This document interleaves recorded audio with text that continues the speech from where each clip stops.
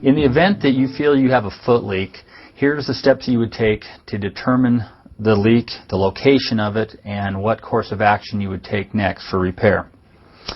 If you feel that you have a pinhole leak or a seam leak in the foot, there's only one way to test for that, and that's through a water test.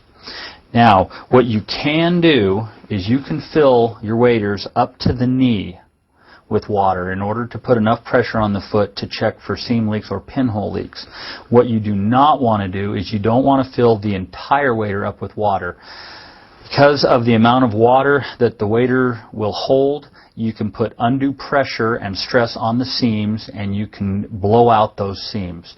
So again, if you do want to check for a leak in the foot, you can fill the waders up to the knee level and don't go past that. Okay.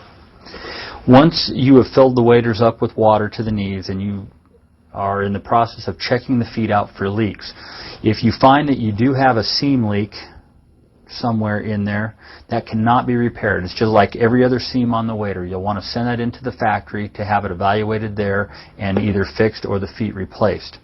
In the event that you do find a pinhole, and it's a small pinhole, not a large tear, then you would go ahead and you would mark that with something that you can see.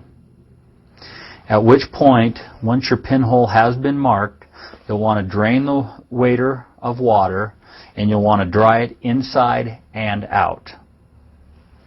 And on the neoprene foot, it doesn't matter whether you apply the patch to the inside or to the outside of it, as long as it's dry.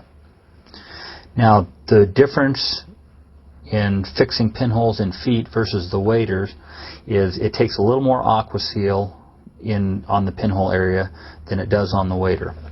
So again, when applying it, we're going to squeeze some out and we're going to work the tip in that general area. We want to work that Aqua-Seal or that Aqua-Sure past the outer fabric into the actual neoprene. And as I'm working it in, I'm also squeezing a little bit more out till I have a small mound of it.